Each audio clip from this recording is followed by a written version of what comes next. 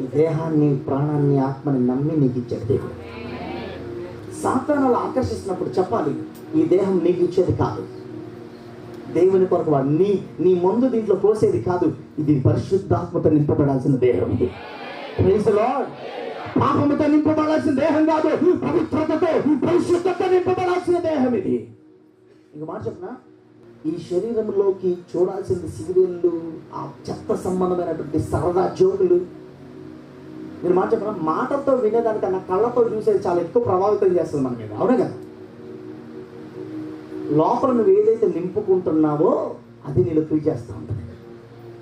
కొంతమంది బాగా సరదా పిచ్చ కామెడీలు చేస్తూనే ఉంటారు. ఎందుకంటే వాళ్ళు అలాంటి ఇష్టపడి వాళ్ళు చూస్తున్నారు కాబట్టి వస్తాయి వాళ్ళలో వచ్చి.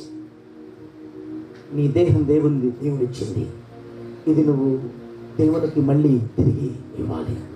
దేవునికి ఏం చేయాలి? తిరిగి